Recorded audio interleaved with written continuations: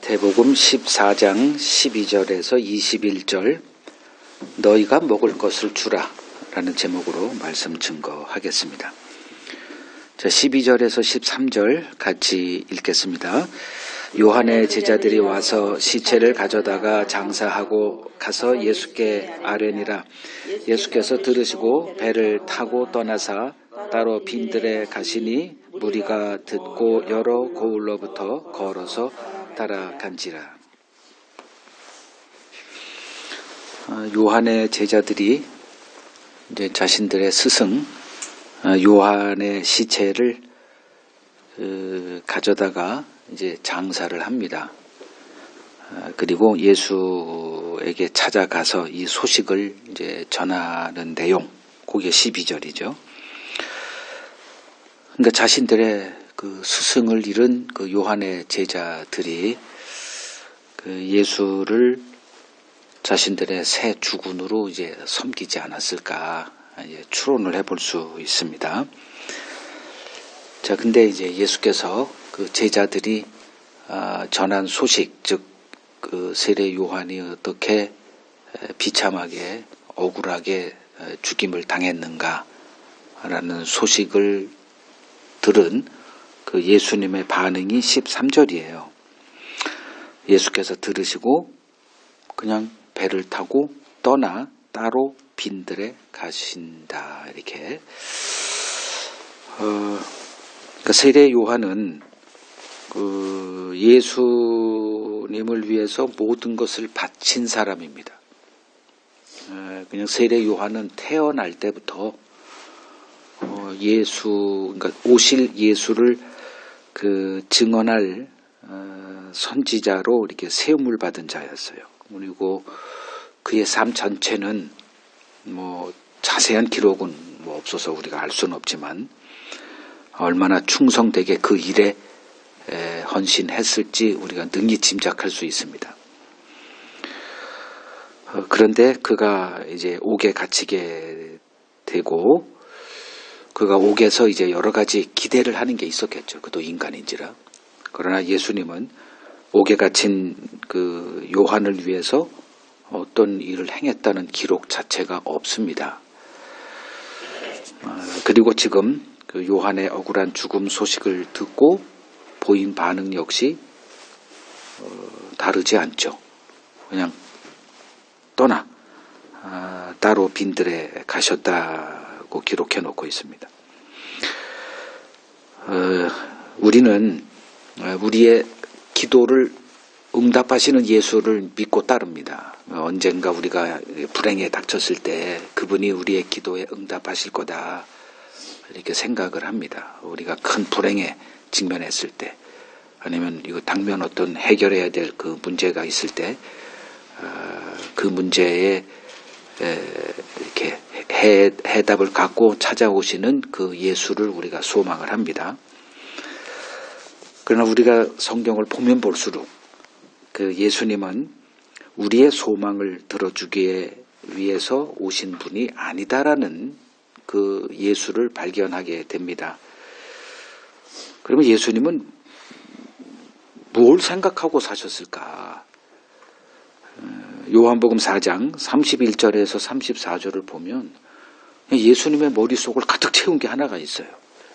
그러니까 자기를 이 땅에 보내신 아버지의 뜻입니다.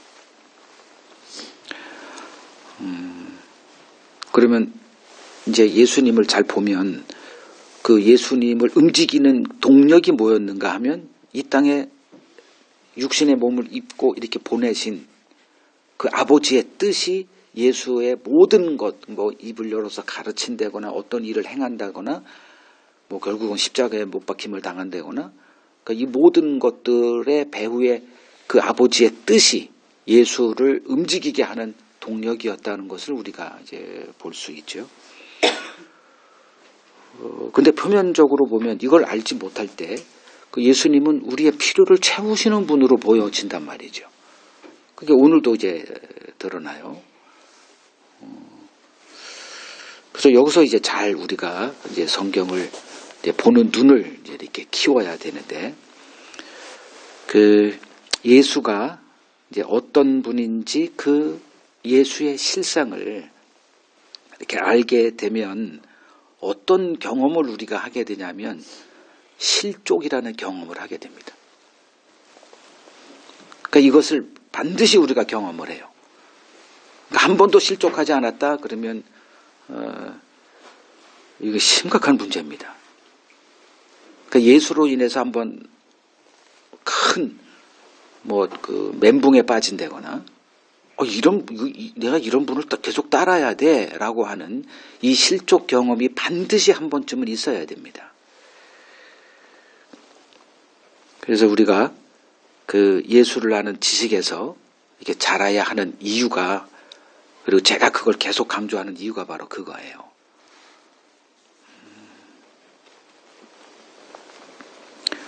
마귀가 세상 임금 노릇할 수 있는 이유가 뭘까? 그 다른 예수로 세상을 미혹하는 그의 실력이 출중하기 때문이다. 이렇게 보면 돼요. 그는 이 세상에 이제 다른 예수를 이렇게 드러내는 자고요. 마태복음 4장에서도 마찬가지고 계시록 13장에서도 다른 예수를 이렇게 보임으로써 세상을 이제 미혹하는데 시대별로 그의 일은 굉장히 성공적이다. 이렇게 볼 수가 있습니다. 그러면 예수로 인해서 실족했던 사람이 누구였나? 바로 이 사람이에요. 세례 요한. 그 세례 요한이 예수를 옥에서 이제 그의 소문을 이제 계속 기다리는 거죠. 그러니까 갇히게 된 것도 한번 언급을 했지만, 뭐하러 그런 얘기를 해요? 근데 할 만한 그 이유가 있었죠, 세례 요한에게. 지금 메시아가 왔다니까요. 남들이 보지 못하는 것을 이 세례 요한은 보았기 때문에 자기가 이렇게 외쳤던 그 메시아 시대. 근데 그 시대가 왔거든. 그 예수가 그리스도라는 것을 성령이 알려준 거예요. 요한복음 1장에 나와요. 자기 입으로 그런 고백을 합니다. 그러면 이제 그 시대가 임했어요. 그러면 자기가 설파했던 예수 등장 전에 그리스도가 오시면 뭐 한다 그랬어요? 악인들을 다 진멸할 그리스도를 그는 외쳤던 거예요. 근데 그분이 왔거든.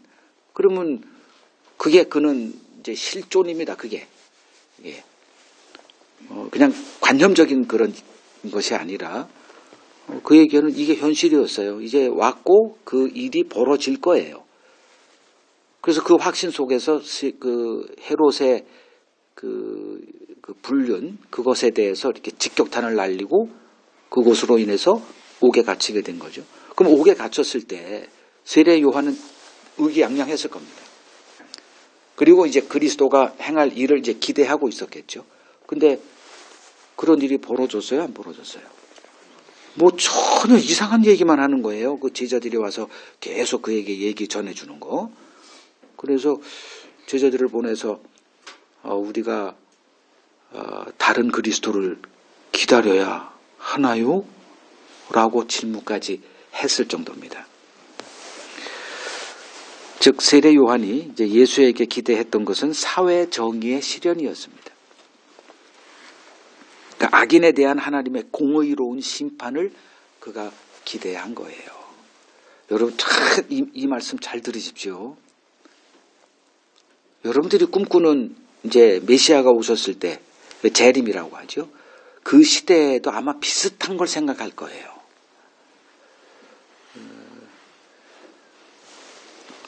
그러니까 구약의 이 세례 요한과 같이 사회 정의를 기대했던 선지자가 누굽니까? 하박국이죠.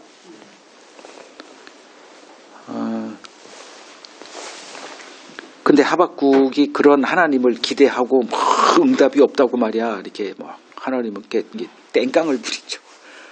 그래서 하나님이 그에게 나타났을 때 혹 때려다가 더 큰 혹을 이렇게 붙이게 되는 결과.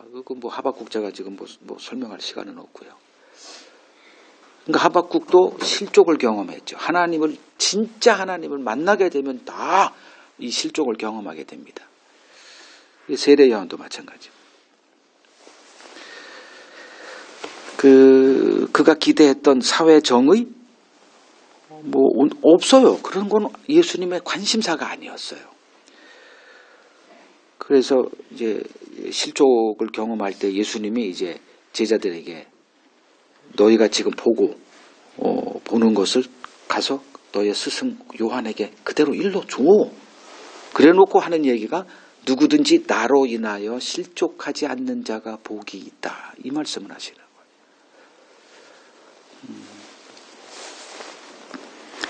예수님은 이 세상을 그 살기 좋은 세상 만드는 일에 일도 관심 없으시다. 근데 우리는 여전히 나의 삶을 나아지게 하는 예수를 소망하더라. 이건 아마 예수님의 재림 때까지 변하지 않을 겁니다. 우리는 계속 그런 예수를 꿈꾸고 소망하고 부르짖고 그럴 거예요. 아무리 이런 설교를 들어도 또 이제 이렇게 문 밖에 나가면 또 그 예수를 부르짖을 것이고 위기 때마다 그 예수를 부르짖을 것이고 그럴 거예요. 그럼 예수님의 관심사는 무언가? 그러니까 예수님의 관심사가 무언가? 하나님의 일이 무엇을 하고 계실까에 대한 답은 언약으로 하나님이 말씀하세요. 그게 창세기 3장 15절에 기록되어 있는 그 원시 언약이라고 그러죠. 여자와 여자의 후손, 뱀의 후손, 이거. 이 언약으로부터 시작된 이제 그 언약이 점정적으로 이제 구체화되고 신약에 예수님이 등장할 때 천사가 그 요셉에게 말하죠. 그의 이름을 예수라 하라. 이는 그가 자기 백성을 그들의 죄로부터 구원할 자다. 이렇게 얘기를 해요. 이게 언약이에요. 이게 구약 언약의 이제 실현이죠.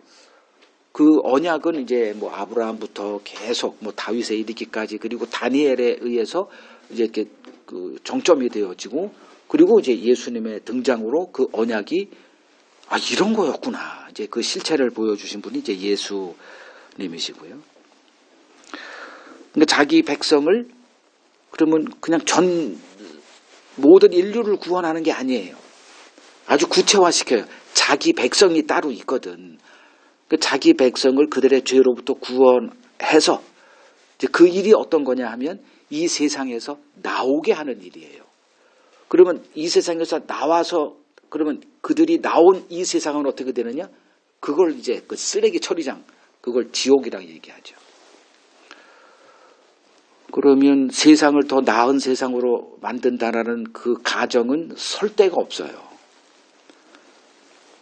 그럼 나오게 하질 말아야죠. 그죠?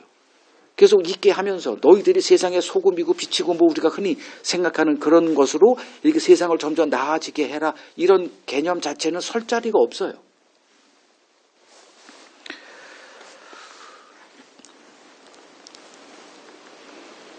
창세기 19장에서도 드러나죠. 그 소돔에 가서 이렇게 거하고 있는 그 롯에게 하나님이 어떻게 하면은 되겠어요? 우리 그런 개념이라면. 그 롯에게 무슨 능력을 줘가지고 지혜와 솔로몬 같은 지혜를 줘가지고 그 소돔을 개혁하고 정화하고 해서 하나님의 심판에서 제외되는 그 도시를 만들면 되죠. 그랬어요? 안 그랬어요? 그냥 찾아와서 핀셋으로 롯과 그에게 속한 자들을 싹 빼내고 그냥 나가자마자 유황불로 다 불살라서 없애버렸죠. 그러니까 이 세상이 어떻게 될 것인가에 대한 그 예고편을 이제 보여준 거죠. 그런데 인간은 이러한 하나님의 구원에 관심 없습니다. 인간이 생각하는 구원은 하나님이 우리에게 보여주신 그 구원과 매치가 되질 않아요. 이제 여기서부터 이제 갈등이 벌어지죠. 거기에 사탄이 개입하고 이제 세상을 이제 이렇게 장악하면서 세상 임금 노릇을 하고 있습니다. 자, 예수님은 우리의 죄로부터 구원하시기 위해서 오셨다. 이게 언약이에요. 언약의 핵심이 그거죠. 죄로부터 구원하는 거예요. 이를 위해서 예수님이 하신 일이 무엇입니까? 산상수훈에서 우리가 다 배운 건데 예수님이 오셔서 가장 먼저 하신 일이 뭐예요? 선언을 하셨죠. 내가 율법이나 선지자를 폐하러 온 줄로 생각하지 마라. 폐하러 온 게 아니라 뭐 하러 왔다? 완벽하게 하러 왔다. 그게 무슨 뜻일까? 이제 이것을 이제 우리가 이제 제대로 이해해야 예수님의 일이 보일 거예요. 예수님이 수도 없이 많은 오늘도 이제 뭐 가르치고 뭐 어떤 일을 행해요. 그 일이 뭐냐? 그 일과 연관이 되어 있는 거거든. 그러니까 율법이나 선지자를 폐하러 온 게 아니라 그렇게 그럼 율법과 선지자가 뭐죠? 그러니까 율법이라고 하면 이제 성경이 이제 신약에서 그 율법이라고 하는 단어가 그 어휘가 여러 의미로 이렇게 등장을 합니다. 어떨 때는 아주 광역적, 어떨 때는 이제 굉장히 그 축소돼서 이렇게 하기도 하고요. 그래서 바울 같은 경우는 율법을 그냥 어떨 때는 할례라고 하는 한 어휘로 이렇게 압축해서 얘기를 해요.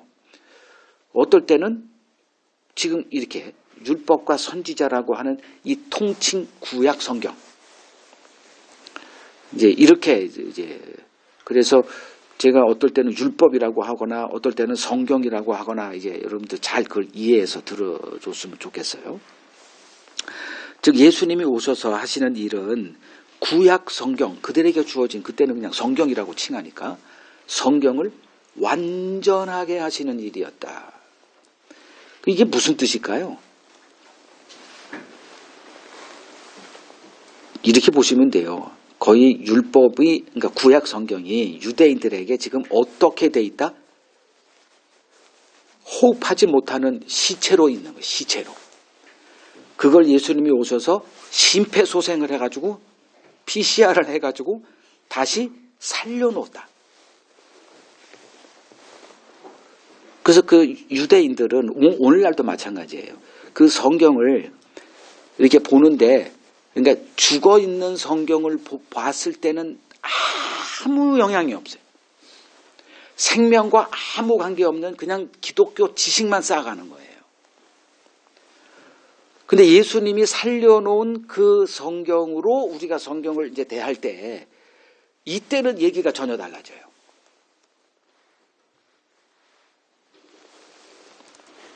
즉 예수님은 성경을 재해석하셨다. 이렇게 보시면 돼요. 그러니까 이 말씀을 하시고 이제 조금 더 가서 5장 마태복음 5장 20절에 너희 의가 서기관과 바리새인의 의보다 더 낫지 아니하면 천국 못 가 이렇게 하셨단 말이에요. 그래놓고 너희가 옛사람에게 이른바 뭐 살인하지 말라, 간음하지 말라, 맹세하지 말라, 맹세한 건 반드시 지켜라. 또 뭐 있어요? 원수를 사랑하라. 아니지. 옛사람에게 너희가 들은 바 이웃을 사랑하고 원수를 미워하라. 그러나 내가 너희에게 이르노니 원수를 사랑하라. 이런 것들이 다 성경을 이제 유대인들이 이스라엘 백성들이지. 예수님 당시 유대인이고 그 이전에는 그냥 이스라엘이라고 칩시다. 그들이 성경을 어떻게 했다? 다 죽어있는 사문화를 만들어 놓은 거예요. 해석 때문에. 그러니까 율법을 지켜 행하는 그 자기 의로 하나님 앞에 서 있었을 때 예수님이 오셔서 이런 말 하는 거예요. 너희들은 성경을 완전히 죽여놓고 있어 지금. 내가 성경을 다시 살려놓게. 그게 율법을 완전하게 하러 왔다. 이제 그 말씀입니다. 예수님은 지금도 우리에게 이 일을 하는 거예요. 성경을 살리는 일을 하는 거예요.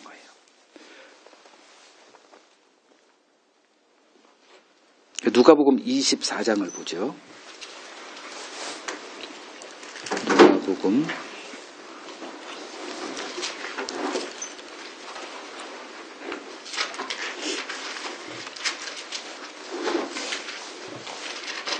누가복음 24장 32절을 보세요.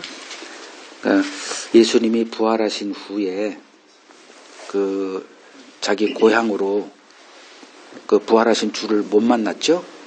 예수님은 주가 없어진 겁니다. 그러니까 자기들이 여태껏 쫓았던 모든 소망, 꿈, 계획이 다 물거품이 된 거예요. 그럼 뭐해요? 거기 남아서 있을 이유가 뭐 있어요? 빨리 집으로 가는 게 낫지. 그게 다 포기했던 다시 직장에 다시 들어가거나 그렇게 해야 되잖아요. 먹고는 살아야 되니까. 자기들의 이제 생계의 보장이 되는 예수가 죽었는데 그럼 당연히 가겠죠. 여러분들은 어떻게 하고 있어요? 그 돌아가는 그들에게 예수님이 이제 갑자기 나타나죠. 못 알아봐요. 그때 예수님이 뭐라 그랬어요? 32절에 그들이 서로 말하되 길에서 우리에게 말씀하시고 우리에게 성경을 뭐 할 때? 풀어주실 때. 이게 율법을, 그러니까 성경을 완전하게 하는 일이죠. 그리고 뭐 했다? 그 주실 때, 그게 뭐냐 하면 그 위쪽에 그 26절. 그리스도가 이런 고난을 받고 자기의 영광에 들어가야 할 것이 아니냐 하시고 이에 모세와 모든 선지자, 요게 율법과 모세하면 율법이잖아요. 율법과 선지자, 이게 이제 구약 성경이에요. 그러니까 그 모든 성경, 즉 구약 성경에 쓴 바 자기에 관한 것을 자세히 설명했다. 그러니까 그들은 없죠. 구약 어딜 봐도 예수가 있어요. 그러니까 이것을 한 단계 이렇게 업그레이드 시켜서 예수님이 이제 부활하신 예수님이 그 일을 하는 거예요. 그때 이들의 마음이 여기 다시 32절에 가고 마음이 그때 그들이 둘 다 뜨거워졌다 이거죠. 그러니까 지금 성경을 볼 때 뜨거워져야 되는 것을 측정하라는 게 아니고 이 일이 어떤 일이더냐. 그러니까 성경이 살아 움직이니까 이걸 경험한 거 아니겠어요. 여태까지는 죽어있는 성경을 봤다니까. 그러니까 성경이 달라졌어요. 뭐 문자가 갑자기 뒤바뀝니까? 아니죠. 그냥 그 성경이에요. 그래서 늘 얘기하지만 성경은 두 구조로 되어 있다. 하나는 문자화로 되어 있고 그 안에 담겨있는 의도. 그래서 뜻을 이렇게 할 때, 뜻을 풀을 때 그 안에 있는 의도가 살아난다. 그러니까 살아있는 성경이 된다. 로마서 7장 9절을 갑니다. 로마서 7장 9절. 그러니까 바울이 예수님을 만났을 때 경험한 게 이거예요. 전에 율법을 깨닫지 못했을 때 여기서 성경으로 해도 아무 상관없어요. 내가 살았죠. 살았다는 얘기는 자기 의로 충만했다는 뜻이에요. 근데 계명이 이름에라고 해요. 내가 성경을 본 게 아니라 계명이 나를 찾아왔을 때 이렇게 얘기하는 거예요. 이건 하나님의 이제 부르심이라고 하든가 이렇게 해석하면 됩니다. 그러니까 우리가 성경을 보는 게 아니라 성경이 나를 불러야 돼요. 성경이 나를 읽어야 돼.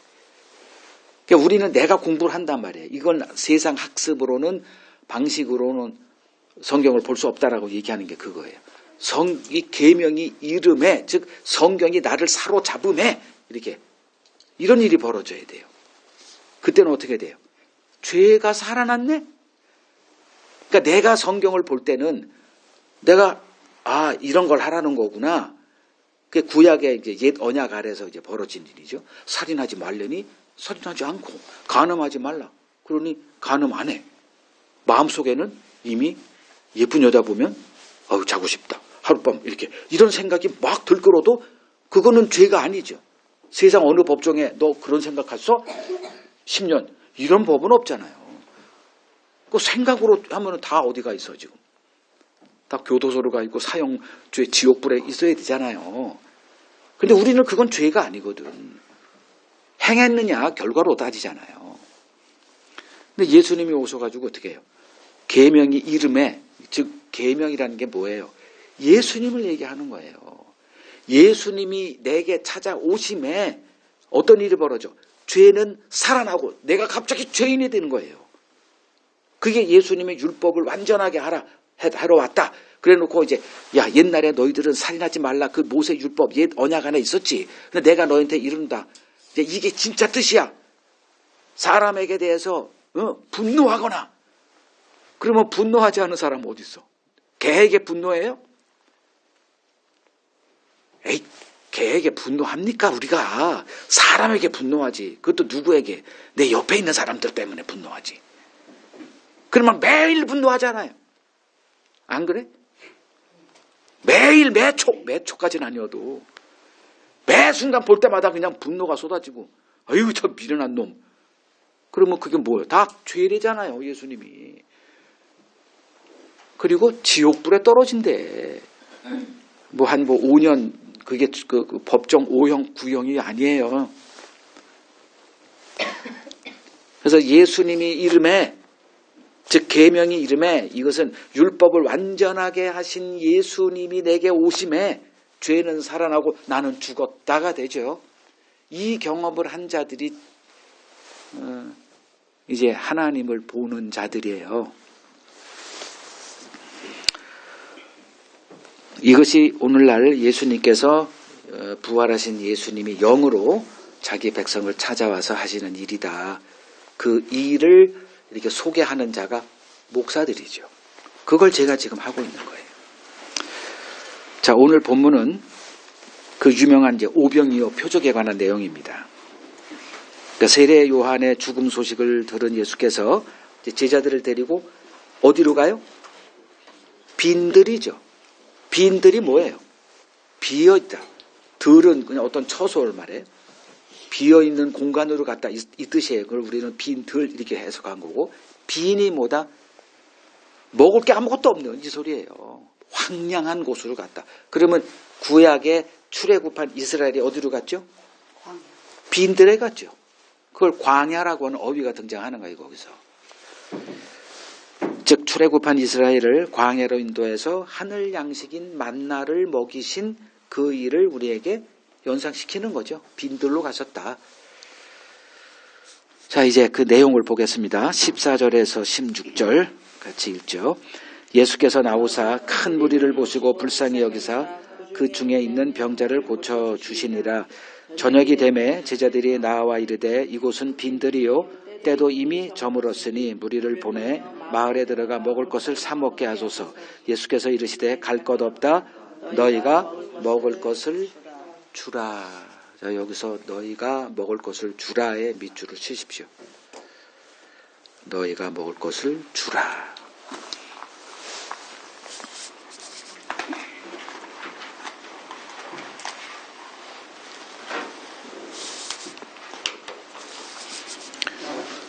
무리들이 예수의 소문을 듣고 또 예수님이 가신 곳을 또 쫓아와요. 항상 무리들이 쫓아왔습니다. 14절에 보면 큰 무리다. 이렇게. 여기 제일 끝에 21절을 보면 숫자를 기록해 놨죠. 어느 정도 가늠할 수 있도록 이렇게 얘기를 한 거예요. 여자와 어린아이를 제외한 남자들이잖아요. 그러면 남자가 5,000명이면 오늘날 교회 남자와 여자 비율을 따지면 압도적인 게 누구예요? 여자가 압도적이죠. 그래서 대략 뭐 10,000명 이상은 뭐 최소 단위로 봐서 10,000명 이상은 이제 모인 큰 무리다. 생각해 보세요. 1,000명만 모여도 엄청난 수입니다.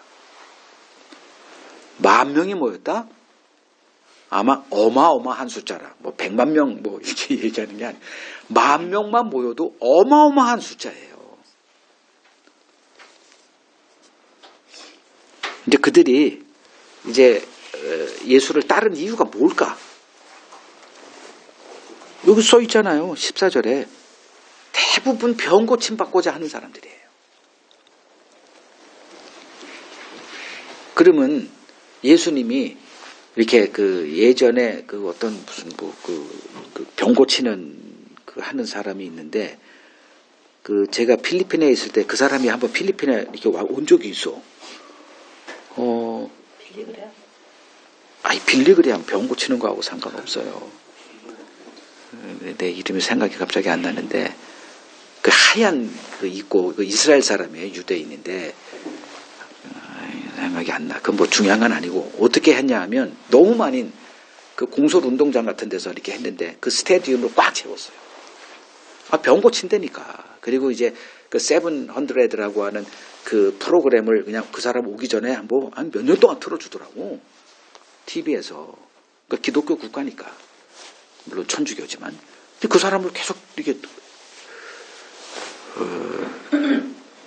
틀어줘요. 그러니까 이제 그것이 사람들에게 이제 기대가 업되게 된 다음에 그 사람이 왔을 때 공설운동장, 스테디움을 꽉 채웠어요. 수만 명. 그 병 고치러 이렇게 줄 서가지고 이제 이렇게 설교 끝나고 이렇게 오는데 그걸 어떻게 고칩니까? 일일이. 그러니까 어떻게? 옷을 벗어. 그 자켓을 가지고 휘둘러요. 이렇게. 하나하나 못해. 그러니까 자켓을 가지고 휘두르니까 다 쓰러져 버려, 그냥. 아예 장풍도 이렇게 레이저가 아니라 그냥 무슨 뭐 이렇게 광풍 같은 거로 해가지고 싹 쓰러뜨리고 그러잖아요. 자, 그럼 예수님이 여기서 어떻게 했을까? 그렇게 했을까? 저는 전혀 그렇게 생각하지 않아요. 일일이 한 사람 한 사람 했을 거라고 생각이 돼요. 그 이유가 있어요. 예수님이 그렇게 하시는 이유가. 이렇게 뭐, 이렇게. 그러니까 이렇게 한 사람 한 사람 이렇게 너 어디가 아파왔어? 이렇게 하는 것과 이렇게 무리가 돼가지고 이렇게 그 자켓으로 휙 이렇게 하는 것과 어떤 느낌일 것 같습니까? 아니, 싸구려 느낌 같아 안 들려요? 이게 좀 하나하나 이렇게 하고 얼굴도 아이 컨택을 하고 더 이상 설명 안 할게요. 그러니까 예수님이 이 많은 사람들을 어떻게 했을 것 같아요? 일일이 다 고쳐주신 거다. 그래서 어떻게 됐다? 저녁 늦게 된 거예요. 그래서 저녁이 되매 제자들이 이제 뭐 병을 고치고 뭐든 하여간에 뭘 해야 돼, 사람은. 먹어야 되잖아. 하루 종일 얼마나 피곤해, 이 사람들도. 그러니까 제자들이 이제 그 사람들의 필요를 아는 거예요. 그래서 예수님에게 이제 해도 저물고 또 여기는 또 빈들이니까 먹을 것도 없고, 그러니 이 사람들은 어떻게 해? 마을로 돌려보내서 거기서 자기들이 알아서 사 먹고 다시 오든 뭐 어떻게 하라, 거기서 뭐 밤을 지내든 이렇게 하자고 제안을 하죠. 그때 16절 예수께서 뭐라 그래요? 그렇게 할 거 없다. 뭐라 그래? 너희가 먹을 것을 주라, 이렇게 하세요. 자, 지금 너희가 먹을 것을 주라, 이 말씀 속에 뭐가 담겨 있어요? 너희가 먹을 것 줘. 예수님의 세상 물정 모르심이 들어가 있죠. 아니, 좀 말이 되는 소리를 해야 되지 않습니까? 몰라도, 그러니까 목사가 이렇게 샌님 소리 듣는 거는 목사가 보통 설교할 때 이게 이게 세상 찌들려서 하잖아요. 그러니까 요새 목사들이 너무 편해. 내가 아는 한 그래요. 물론 이제 그 개척교회 하고 자립이 안 돼가지고 정말 투잡, 쓰리잡 하는 사람 많다는 거 알고 있어요. 그러나 이제 우리가 흔히 아는 목사님들의 세계는 이 세상 그 누구보다 부유하게 살아갑니다. 그런 사람들의 이 설교를 제가 듣다 보면 너무 물정을 몰라. 너무 사람을 모르고 그냥 자기 입장에서 도치가 돼가지고 이런 걸 제가 지금 느끼는데, 하여간에 지금 예수님이 야, 뭐로 가? 그래, 니들이 줘. 이제 제자들이 그 예수의 이런 말을 이제 익숙하죠. 그 사람들은 길들여 있는 거예요. 도대체 뭐 말도 안 되는 소리 한두 번 듣는 게 아니거든.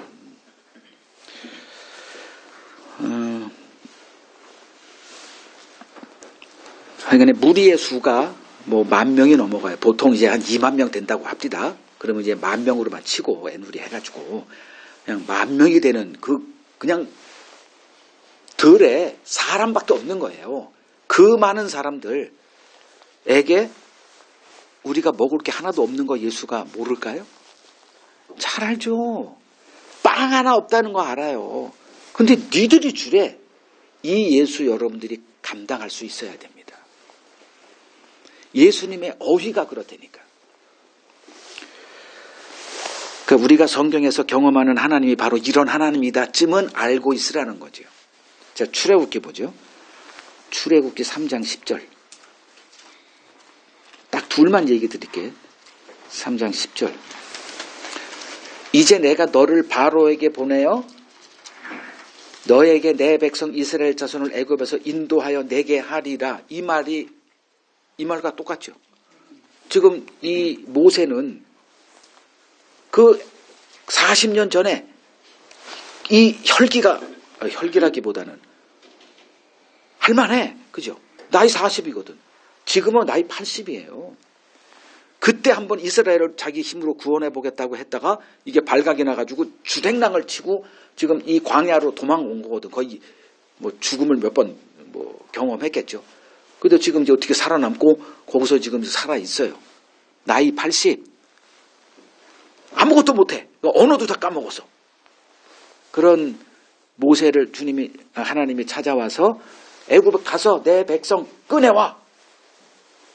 이거나 10,000명이나 되는 사람 빵 하나도 없는 비스켓도 하나도 없는 그들에게 너희가 먹을 것을 주라 한 얘기랑 같은 얘기죠. 그죠? 이런 하나님이라니까요. 우리가 상대해야 될 하나님이 이런 하나님입니다. 그 사사기 7장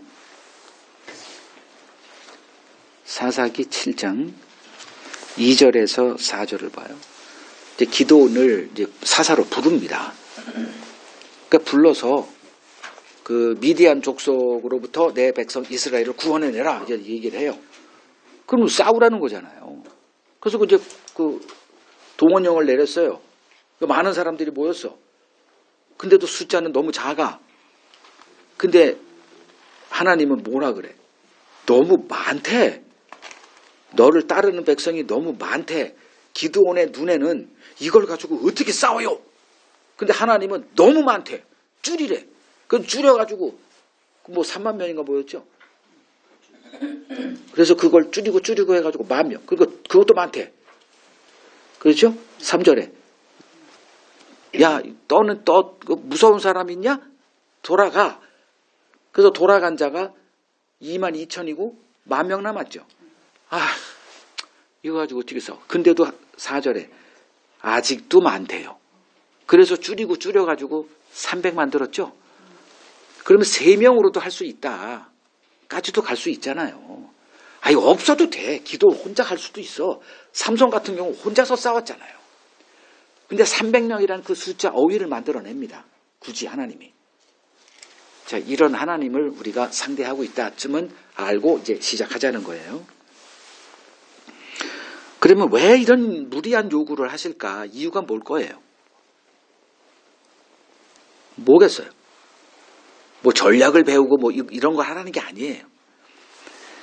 예수께서 제자들에게 이러한 무리한 요구를 하시는 이유는 그들로 하여금 어떠한 삶의 처지에서도 오직 예수님의 말씀만 붙들고 행할 것을 가르치기 위해서죠.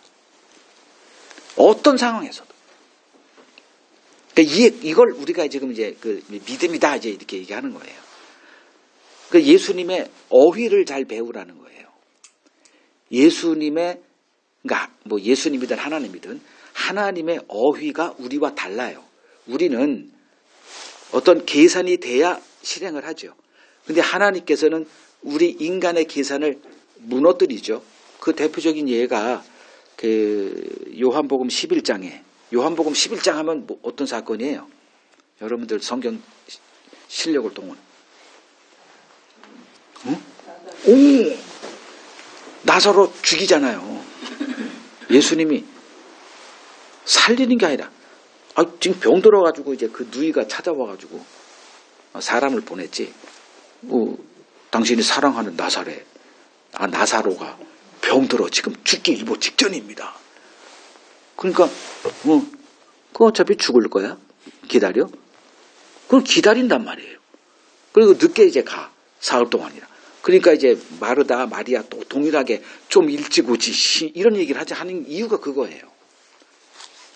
그리고선 이제 뭐 분기가 탱전했다 막 우는 걸 보면서 예수님이 어디를 가? 동굴. 그 나사로의 죽은 시신 그게 사흘이나 돼가지고 이미 악취가 난다라고 하는 그 성경 기록이 있잖아요. 거기를 가. 그리고 그 종들에게 돌 치워. 미치겠죠 정말. 지금 이거랑 똑같아요. 너희가 먹을 것을 주라. 돌 치워. 똑같은 소리예요. 계속 그런 소리만 하는 거예요. 그리고 치우니까 뭐라 그래? 나사로야 나와라.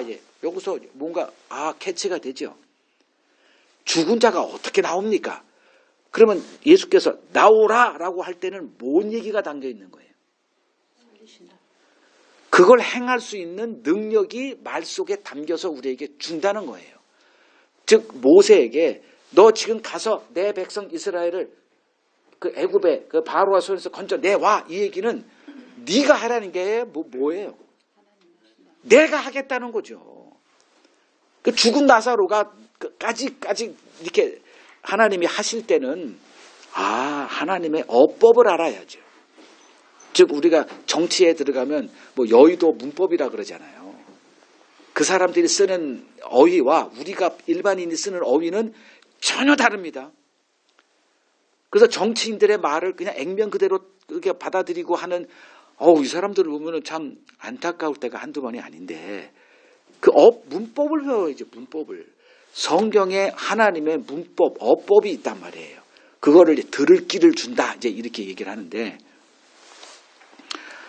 자 이제 제자들이 이제 뭐 주님과 뭐 꽤나 오래 생활했으니까 이제 주님의 어법을 알아요. 그러니 뭐 토를 달지 않습니다. 뭐 너희가 먹을 걸 주라 그러니까 이제 뭐 찾아다니는 거예요. 못하겠다 하는 사람 하나도 없잖아요. 그러니까 뭐 그냥 찾아들어.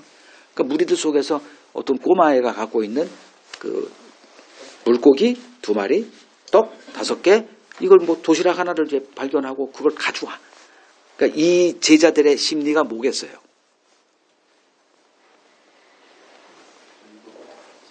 해봐! 이거 아니겠어요? 그래 해봐! 이렇게. 내가 목소리가 이상해지네.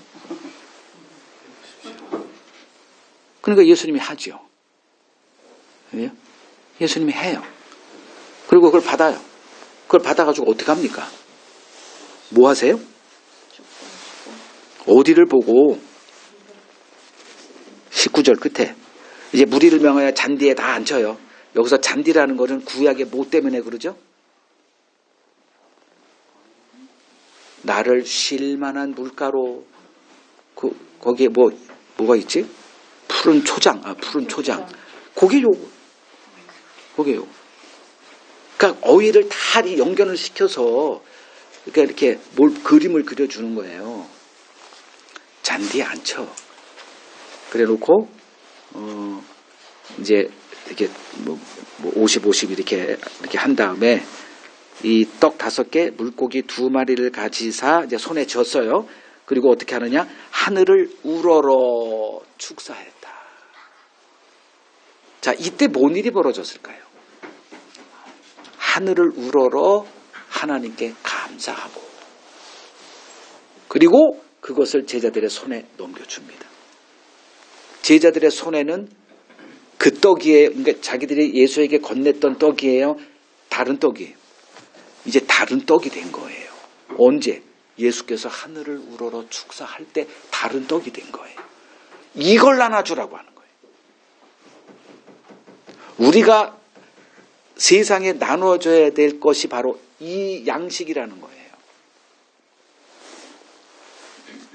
그랬더니 신비한 일이 벌어지죠.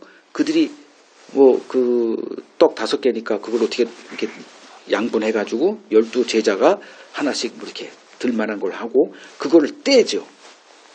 그러면 한 10명 정도만 해도 이게 없어져야 되는데 안 없어져. 꼭 마치 그 사마리아 여인에게 그러니까 네가 지금 나한테 요구하는 물은 그 먹어봤자 또 내일 또 올 거야. 그러나 내가 너에게 줄 이 물은 어떻게 돼? 한 번 먹으면 속에서 솟아나는 샘물이 돼.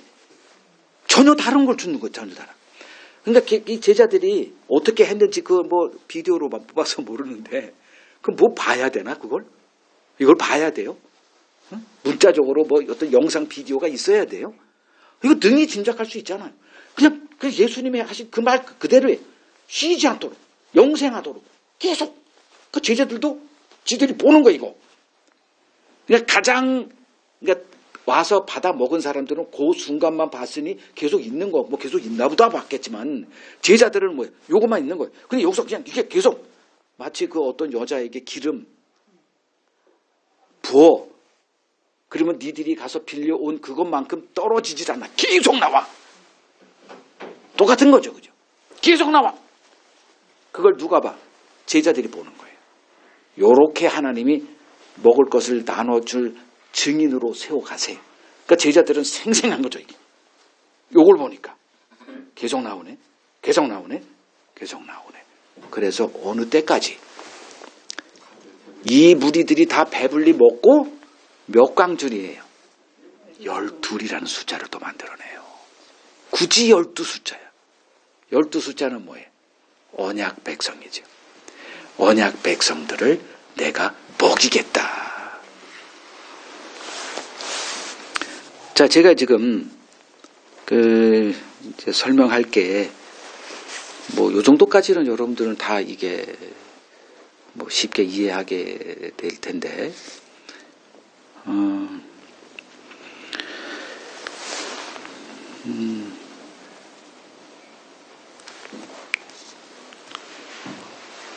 그 요한복음을 조금만 언급할게요. 그러니까 요한복음의 이 오병이어 사건, 그러니까 사복음서에 다 있어요.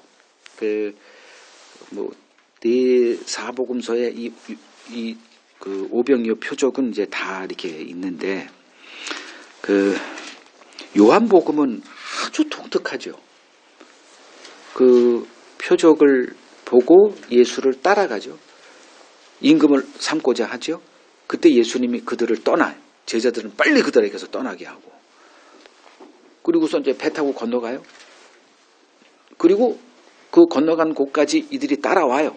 그럴 때 예수님이 이제 표적 논쟁을 이어가죠. 너희가 나를 따라온 것은 먹고 배부른 표적을 보았기 때문이다. 이렇게 얘기를 해요.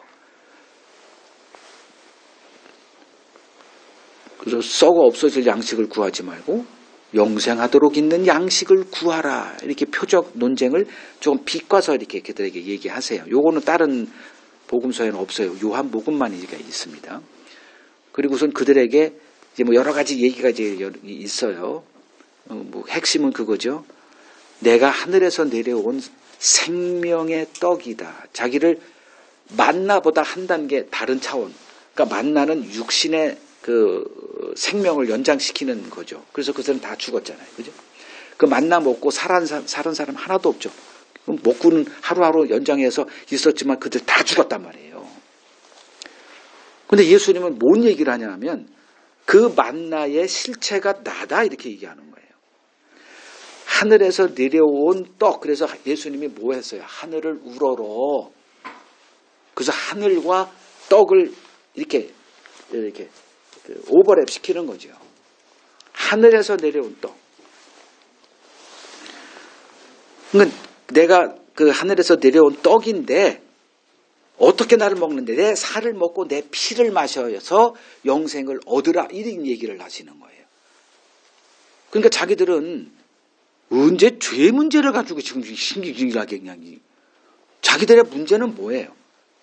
육신의 배고픔이거든. 가난함, 뭐 병든 거, 뭐 이런 거 지금 행복이 없어 이 땅에서.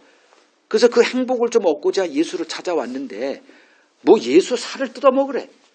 그리고 자기 피를 마시래.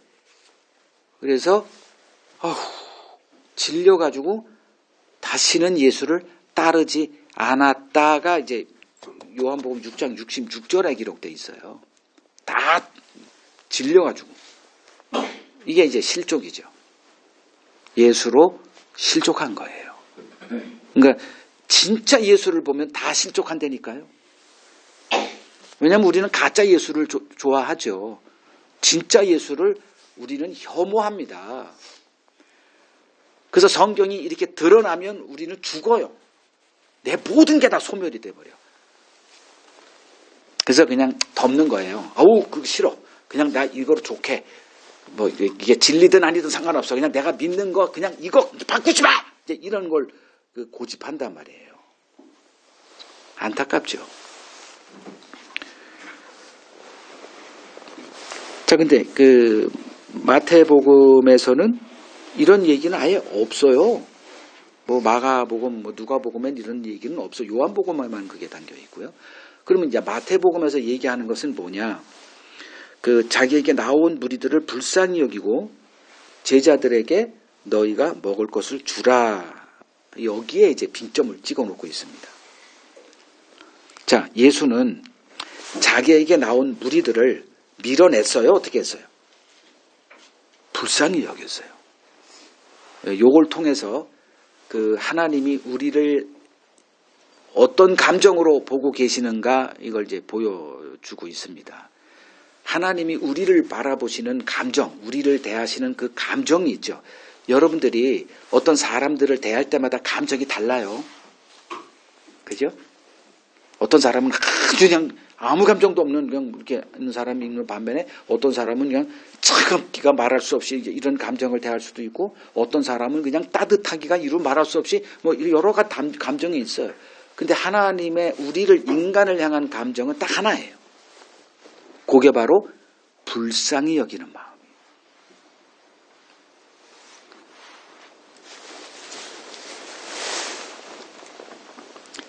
우리의 구원은 우리를 향한 하나님의 이 감정 때문에 가능해요.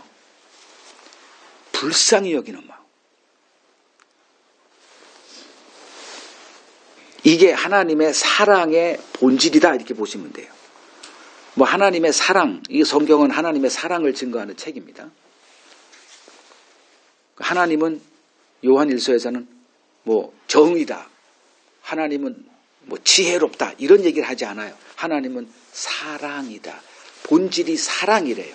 근데 그 사랑을 이해하려면 그러니까 사람의 사랑은 어떻게 여러분들이 이해하고 인식하고 살아갑니까?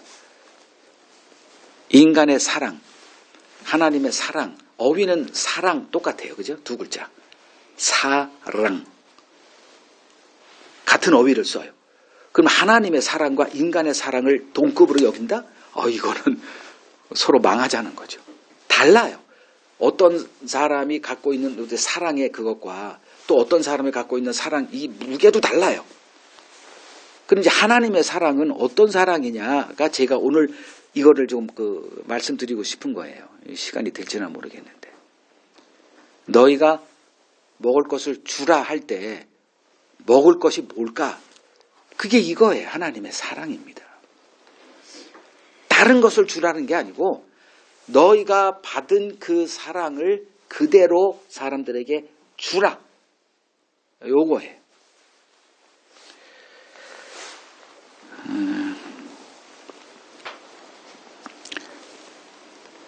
이제 그 일반 사람들이 이제 성경을 볼 때 이제 구약의 하나님과 신약의 하나님 너무 다른데 흔히 갖는 인식이에요. 그리고 혼란스러워해요. 그래서 어떤 사람들이 이제 뭐 지식을 뭐 이렇게 많은 사람들이 뭐 가운데도 이건 분명히 다른 분이다 이렇게 얘기를 해요. 근데 구약 안에서도 이미 그건 입증이 된 거예요. 너무 다른 하나님. 그러니까 진멸하고 미워하고 이런 하나님이 분명히 있어요. 동시에 끊임없이 품는 하나님이 있어. 그러니까 이것이 이제 오락가락하죠. 그리고 그 실체가 이제 예수님이 오셔서 어떤 하나님이 등장하냐면 하나님이 세상을 이처럼 사랑하사 어떤 거로 그 사랑을 확증했다? 아들을 줬다 이거예요. 아들을 내어주기까지 한 사랑이다. 그러면 끝나지 않았니? 아니 그것을 줬다면 너희들에게 뭘 못 주겠니? 까지 얘기가 나오잖아요. 그러면 그 하나님의 사랑의 본질이 뭘까가 바로 긍휼이라고 하는 이 본질적인 사랑, 요거에 대해서 지금 우리가 봐야 됩니다.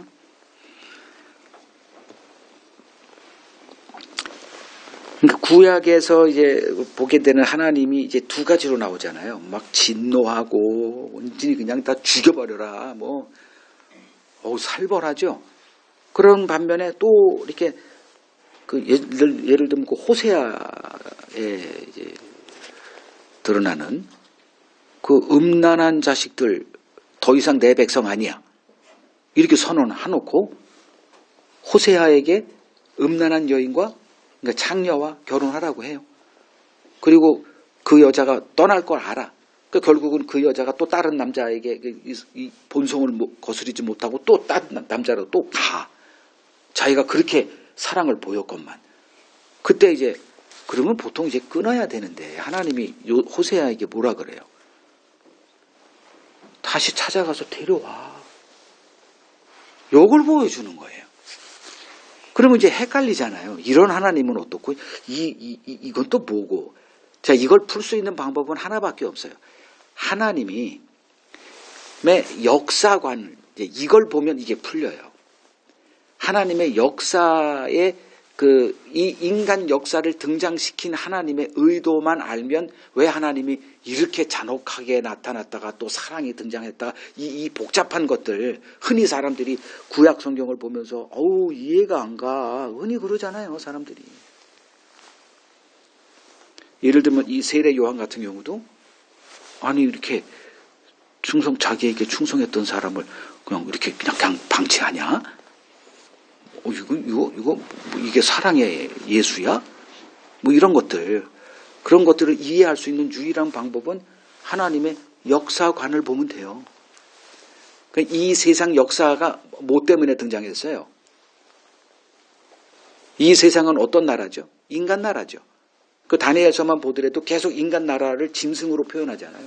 곰, 표범, 사자 뭐 이런 것들로 표현해요. 뭐 이런 것들이 등장해가지고 한 차례 그 시대가 이렇게 풍미를 하다가 어느 다른 곰이 또 뭐 다른 동물이 등장하고 다른 나라가 대체가 되고 또 대체가 되고 계속 이 반복이에요. 뭐 미국이란 나라가 영원할 것 같아요. 이미 지금 뭐 이빨 빠지는 호랑이 같이 있잖아요. 힘은 막강해. 어젠가 뭐 보니까 이제 1000조가 아니에요. 그 국방비가 1400 이게 또 엄청 올라가요. 그 힘은 막강한데 힘을 어떻게 쓸 줄 있는 이 소프트웨어가 지금 망가지고 있어요.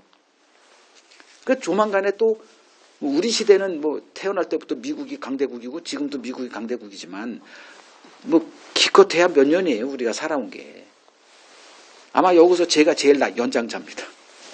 제 나이가 지금 63이에요. 그 63년밖에 우리는 세상을 모르는 거예요. 이 세상은 매 시대마다 뭘 경험해? 전쟁을 경험한단 말이에요. 그래서 저도 이제 우리 전쟁을 한번 경험해야 되는 때가 아닌가 이제? 송고사님 이 전쟁 견뎌내겠어요? 생각만 해도 좀 오싹하죠, 그죠? 이 세상은 전쟁의 역사예요. 한 나라가 좀 이렇게 몇백 년, 뭐 어떤 때는 50년, 100년 했다가 또 무너지고 또 대체가 되고. 그걸 왜 그럴까? 하나님 나라를 보여주기 위한 하나님의 교제가 이 인간 역사라는 거예요. 이걸 알 때 이제 하나님의 진노, 그냥 뭐 이런 것들 그리고 거기서 하나님이 살짝살짝 보여주는 하나님의 그 변함없는 사랑에 대한 그런 것들이 이제 보여지는 거예요. 거기서. 자, 구약 선지자들이 증언한 하나님은 단편적이고 부분적이었어요. 그러니까 바울도 그런 얘기를 하죠. 우리는 부분적으로 아나. 근데 예수님이 오셔서 뭘 얘기를 했다? 하나님의 온전함을 보여줍니다. 그게 바로 이제 그 요한복음 1장 18절이에요. 본래 하나님을 본 사람이 없으되 아버지 품속에 있는 독생하신 하나님이 나타내셨느니라. 이런 얘기를 합니다. 그러니까 예수님이 오셔서 하나님의 그 모습을 온전히 드러냈다는 거죠. 하나님을 본 사람이 있을까요? 없죠. 모세가 하나님을 안들 그러니까 하나님의 좀 형상을 보여달라고 했다가 덩어리만 봤잖아. 그러니까 하나님을 알 수가 없는 거예요. 인간은. 하나님이 제 아무리 모세와 40년을 하나님이 모세에게 자기를 계시했어도 그냥 덩어리만 아는 수준이에요. 제 덩어리 알고 저를 알 수가 있어요? 모르죠. 우리는 모르는 거예요. 근데 예수님은 아버지 어디에 있었다? 품속에 있었대요. 즉 마음속으로. 여러분들이 저를 알려면 뭘 알아야 돼요? 지금 뭐 머리카락도 좀 빠지고 뭐 좀 얼굴도 뭐 이렇고 옛날에 젊었을 때 난 이런 모습 아니었거든. 그럼 앞으로 10년 후에는 또 다르게 변형될 거예요.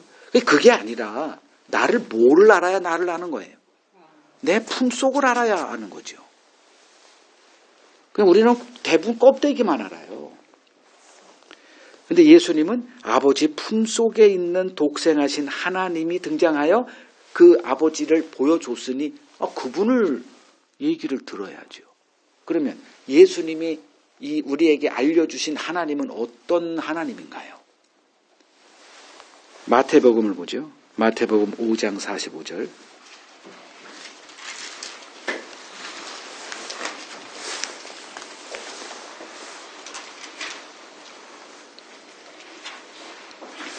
마태복음 5장 45절. 하나님이 어떤 분이에요? 그 해를 태양 악인과 선인에게 비추시며 비를 의로운 자와 불의한 자에게 내리시는 분이다. 이걸 선언한 거예요. 이거를 그 유대인들이 받을 수가 있을 것 같습니까? 없을 것 같습니까? 그냥 우리는 그냥 예수님이 하신 말씀이니까 뭐 대수롭지 않게 받던데 유대인들에게 이런 하나님은 용납이 되는 하나님이 아니죠. 왜? 그들은 항상 인간을 뭐로 구분하니까? 의인과 악인으로 구분해. 자, 이게 유대인들의 문제가 아니에요. 우리들이 그렇다는 거예요. 우리들이 인간을 어떻게 구분합니까? 악인이 있고 의인이 있죠. 영어만 보세요. 영어가 성공하려면 뭐가 확실해야 돼? 의인과 악인이 확실해야 돼. 우군과 이 적군이 확실해야 이게 영화가 이렇게 확실히 이게 들어가요. 뭐 어벤져스 뭐 이런 것처럼. 근데 모호해. 끝나도 뭔 소리야. 그러면 그 영화 흥행하지 못합니다. 어떤 좀 철학적인 사람한테는 이거 뭐 5점 만점에 5점 이렇게 줄 수는 있어도 일반 대중들에게는 그런 영화는 이게 인기가 없어요. 그냥 나쁜 놈, 좋은 놈 이렇게. 이번에 서울의 봄 나쁜 놈 누구? 전두광. 좋은 놈. 장태 이름이 뭐라고 나왔어?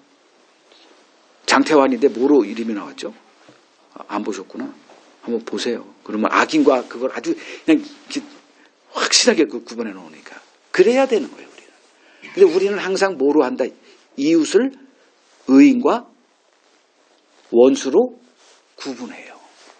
그러니까 유대인들이 그 구분점이 뭐예요? 율법 행함이죠. 그 율법이 있는 자, 즉 구약에서는 할례 받은 자로 이렇게 딱 규정을 해요. 그래서 다윗이 그 골리앗 앞에 나아갈 때 자신이 있었어요. 왜? 저놈은 할례 받지 않은 악인이었기 때문에.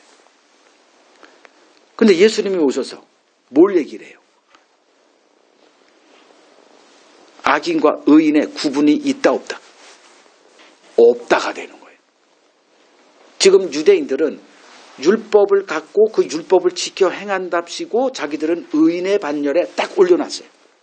근데 예수님이 오셔서 율법을 살려놨더니 의인이었던 자들이 어떻게 돼요?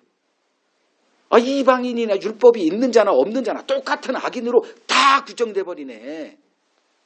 그래서 요 얘기를 하는 거예요, 지금 예수님이. 하나님은 어떤 분이냐? 너희들은 우리에게만 태양을 주는 하나님이어야 돼요. 그게 오늘날 기독교인들도 동일하죠. 다 하나님을 자기 편, 즉 사유화하고 있어요. 그분이 이웃을 복주면은 그냥 삐져가지고 막 이렇게 되고. 그게 유대인들이에요. 뭐 때문에? 교회 나간다는 것 때문에. 그래서 좀 11조도 좀 하고 헌금도 좀 하고 기도도 좀 하고 성경도 좀 알고 이것 때문에 자기들을 의인의 반절로 세워놓은 우리나 2000년 전 예수 앞에 그 의를 내세웠던 서기관이나 바리새인이나 뭐가 다릅니까? 그러면 이 예수님이 증언한 아버지, 해를 악인과 선인에게 골고루 비춰. 그러니까 비를 의로운 자와 불의한 자에게 내려주신, 즉 하나님은 어떤 분이다? 악인과 의인의 구분을 짓지 않는 분, 이렇게 되는 거죠. 아니 의와 악을 구분짓지 못하는 바보 하나님이라는 게 아니라 인간을 볼 때 구분하지 않는다는 게 되는 거예요. 그렇다면 우리가 하나님께 받은 사랑은 어떤 사랑일까? 불쌍히 여겼기 때문에 받은 거지. 내가 뭘 잘해서 받은 거다? 아니죠. 이걸 나눠주라고 하는 거예요.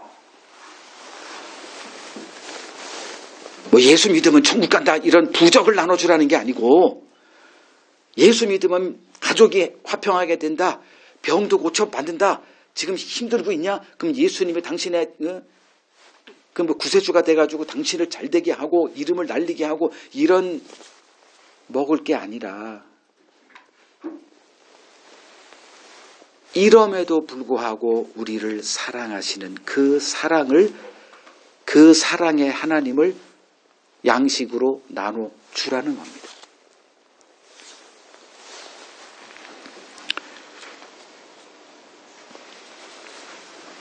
주님은 지금도 우리에게 너희가 먹을 것을 주라 얘기하십니다. 우리가 세상에 나눠줘야 할 양식은 바로 하나님의 조건 없고 차별 없는 사랑이라는 거죠. 신자란 누군가 받을 수 없는 은혜를 받을 수 없는 자인데, 그 은혜를 맛본 자가 신자입니다. 당연하게 생각하면 이거는 큰 낭패입니다. 우리는 받을 수 없는 은혜를 받은 자들이에요. 로마서 5장을 갑니다. 로마서 5장 6절.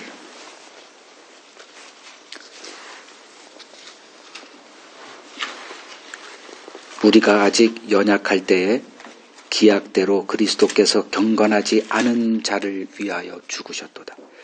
의인을 위하여 죽는 자가 쉽지 않고 선인을 위하여 용감히 죽는 자가 혹 있거니와, 우리가 아직 죄인 되었을 때에 그리스도께서 우리를 위하여 죽으심으로 하나님께서 우리에 대한 자기의 사랑을 확증하셨느니라.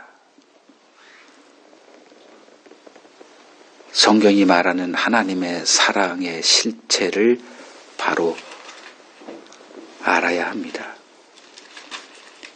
어느 누구도 받을 만해서 하나님의 사랑을 받은 자는 존재하지 않습니다. 그런데 희한하게 예수님 당시에도 그들은 자기들이 받을 만했기 때문에 받았다 생각을 했고, 오늘날도 이 생각은 여전히 하나도 변함이 없습니다. 우리가 세상에 나눠줘야 될 그 양식이란 무엇일까? 오늘 오병이어 표적을 통해서 주님의 음성을 들어봤습니다. 우리가 이 양식을 나눠주기 위해서는 그리스도 안에 머물러 있기를 쉬지 말아야 됩니다.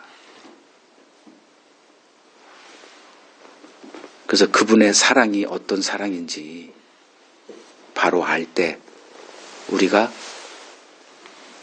세상에 나눠줘야 될 음식이 무엇인가 알 수 있게 됩니다. 우리는 사랑할 만한 사람을 사랑합니다. 우리는 나를 불행하게 하는 사람을 절대 사랑하지 않아요. 근데 우리가 하나님께 했던 게 뭘까? 예수님이, 그러니까 하나님이 자기 독생자를 이 땅에 보내시기까지 할 그때도, 그래서 여기서 뭐라고, 아직 연약할 때, 그거를 원수 되었을 때 이렇게 얘기를 합니다. 우리는 하나님을 좋아하지 않아요. 우리가 하나님을 사랑한다라고 하는 말은 아첨에 불과하고 뇌물에 불과합니다. 그게 우리들의 본질이에요. 그때 하나님이 아들을 우리에게 보내신 거예요. 그 사랑을 우리가 배웠다면, 저도 이게 숙제예요. 말은 쉽죠. 이런 설교 뭐 어렵지 않습니다. 저에게는. 그러나 이 말씀을 내가 먹을 때는 이게 얼마나 쓴지 제가 잘 알아요. 왜냐하면 저도 여러분과 똑같이 나에게 유익을 주고 행복을 주는 자를 향해서 따뜻한 눈길을 줘. 그리고 누구를 쳐다봐야 되나. 나에게 불행을 갖다 주고 나에게 기분을 나쁘게 하고 불쾌하게 만드는 사람에겐 눈길이, 누구를 쳐다봐야 돼 지금. 눈길이 하늘을 보고 안 가 이게. 그러니까 덜 먹어서 그래요.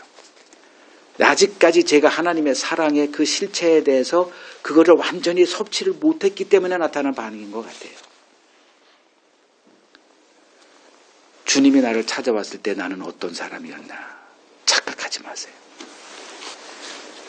우리는 은혜 받을 대상이 아닙니다. 그럼에도 주님이 그거를 약속하셨기 때문에 그거를 이루세요. 하나님의 사랑은 의지예요. 감정이 아니라. 이게 참 힘들어요. 우리의 사랑은 감정이죠. 그래서 그리스도의 사랑의 깊이와 넓이와 폭을 더 깊이 알아가고 이 작업을 우리가 쉬면 안 되는 이유예요. 그래야 세상에 주님이 너희가 먹을 것을 줘라라고 하는 이 음성에 부응해서 살 수 있는 삶을 살 수 있기 때문입니다. 하나님의 사랑의 실체를 바로 알아가는 이 복이 우리들에게 항상 넘치기를 소망합니다.